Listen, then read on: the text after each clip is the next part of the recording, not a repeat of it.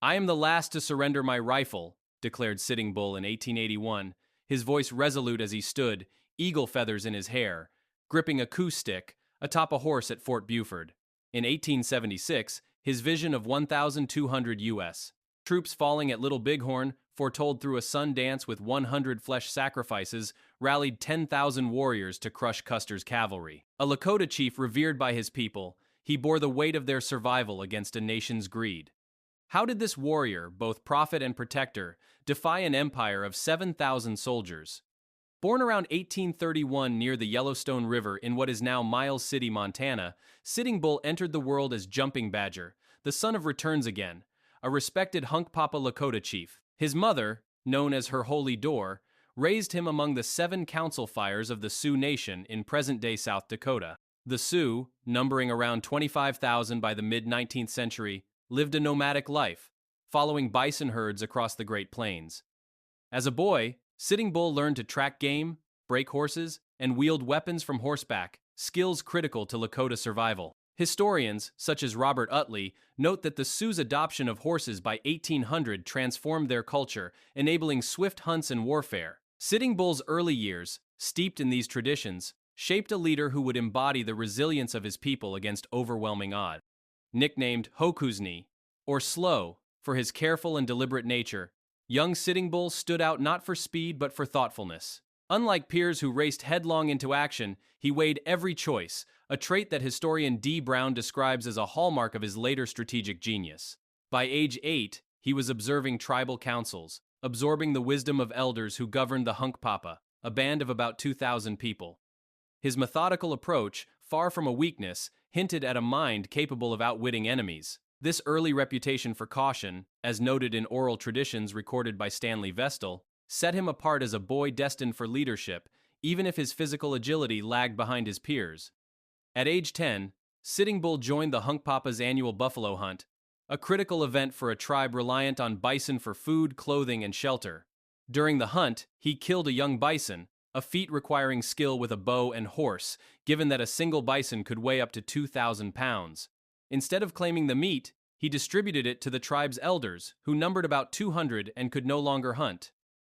This act of generosity, documented in Lakota oral histories, stunned his band and earned him respect as a selfless youth. Historians like James Welch argue this moment marked Sitting Bull as a leader who prioritized community over personal gain, a value that would define his life.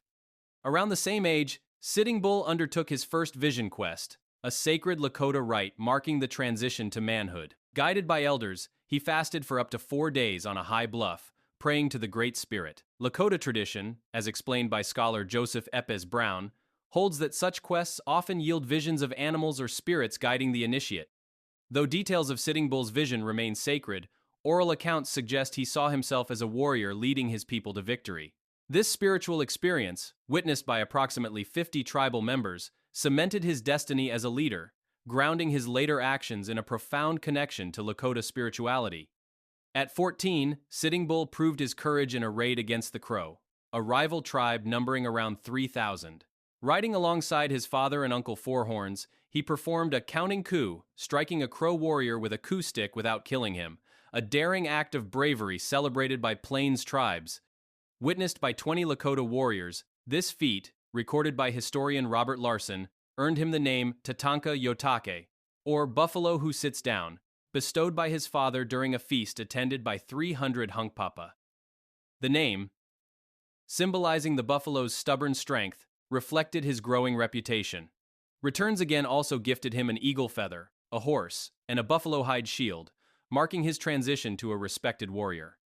By 1856, at age 25, Sitting Bull co-founded the Strongheart Warrior Society, a group of about 100 Hunkpapa warriors sworn to protect their people. The society, as described by historian Thomas Powers, upheld a code of fearlessness, selflessness, and care for the poor and elderly, who made up roughly 15% of the tribe. Sitting Bull's leadership in this group, organizing defenses against rival tribes, showcased his commitment to community welfare. His ability to rally warriors, often numbering 50 to 100 per raid, demonstrated a charisma that transcended his youth, setting the stage for greater responsibilities. In 1857, Sitting Bull's prowess in battles against tribes like the Crow, Blackfeet, and Flatheads, who collectively numbered over 10,000, earned him the title of Warchief at just 26. Leading raids that secured horses and resources, he won nearly every skirmish, with Lakota losses rarely exceeding 10 warriors per conflict. Historian D. Brown notes that his tactical brilliance, honed in these small-scale battles, made him a legend among the 7,000-strong Lakota. His elevation to Warchief, a role typically reserved for older men, underscored his exceptional skill and the trust of his 2,000-strong Hunkpapa band. That same year, Sitting Bull married Lighthair, a young Lakota woman, and they had a child. Tragically, Lighthair died in childbirth, and their child, one of approximately 500 Hunkpapa infants born that decade, died a few years later. In 1859, another blow struck when his father, Returns Again, was killed by a Crow warrior during a raid involving 150 fighters. These losses, documented by historian Robert Utley, hardened Sitting Bull's resolve. Far from breaking him, they fueled his determination to protect his people, a commitment that would define his leadership in the face of growing threats. In 1863, despite no involvement in the 1862 Dakota War, where 800 settlers were killed by Santee Sioux, Sitting Bull's Hunkpapa faced retaliation from a U.S. Army of 4,000 troops. This unjust assault, as historian James Donovan details, targeted innocent bands, including Sitting Bull's 2,000 people, sparking his lifelong distrust of U.S. promises. The attack, costing 50 Lakota lives, galvanized him to defend the Sioux Nation, uniting his warriors in a cause rooted in survival and justice against a government that broke treaties like the 1851 Fort Laramie Agreement. In 1864, at the Battle of Kildare Mountain, Sitting Bull faced General Alfred Sully's 2,200 soldiers in the Dakota Badlands. Outnumbered, with only 1,600 warriors across Lakota and Dakota bands, he organized a defensive retreat to protect 3,000 women and children. The battle, spanning 2 days, saw 100 Lakota casualties but preserved most of the camp. Historian Thomas Powers praises Sitting Bull's tactical retreat, noting it prioritized survival over futile resistance, a decision that preserved the Hunkpapa's strength for future fights. In 1865, Sitting Bull led a siege on Fort Rice, a U.S. outpost built in 1864 in violation of the 1851 Fort Laramie Treaty, which guaranteed Sioux lands. With 200 warriors, he stole livestock and supplies, aiming to force the 300-man garrison to abandon the post. Though the fort held, the raid, as noted by historian Robert Larson, signaled Sitting Bull's refusal to accept U.S. encroachment. His actions, costing the army 20 men, underscored his growing reputation as a defender of Sioux sovereignty. From 1865 to 1868, Sitting Bull supported Oglala Chief Red Cloud's war against U.S. forts along the Bozeman Trail, which saw 1,500 settlers and soldiers killed. Leading raids on Forts Stevenson and Buford, each with garrisons of 200 to 300 troops, he secured resources for his 2,000-strong band. Historian D. Brown credits these raids, costing the U.S. 50 soldiers, with bolstering Red Cloud's campaign, which forced the abandonment of 2 forts in 1868. Sitting Bull's leadership unified 10,000 Sioux, Cheyenne, and Arapaho, making him a central figure in the resistance.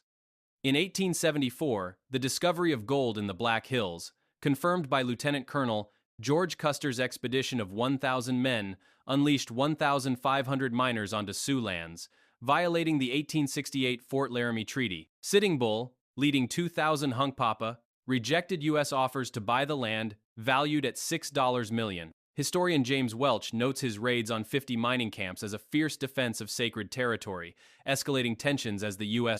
deployed 7,000 troops to protect settlers, setting the stage for the Great Sioux War. Before the 1876 Battle of the Rosebud, Sitting Bull performed a sun dance, sacrificing 100 pieces of flesh from his arms, a ritual witnessed by 500 warriors. His vision of U.S. soldiers falling inspired 3,000 fighters, led by Crazy Horse, to defeat General Crook's 1,300 troops, with 30 U.S. casualties. Historian Robert Utley calls this prophecy fulfilled at Little Bighorn with 1,200 U.S. losses, a testament to Sitting Bull's spiritual and military influence, galvanizing 10,000 warriors across tribes. After Little Bighorn, Sitting Bull led 1,000 followers to Canada in 1877, evading 4,000 U.S. troops. Protected by Canadian Mountie James Walsh, he resisted General Alfred Terry's offer of a pardon for reservation life. By 1881, with bison herds dwindling to fewer than 1,000 Diane, starvation forced his surrender at Fort Buford with 180 followers.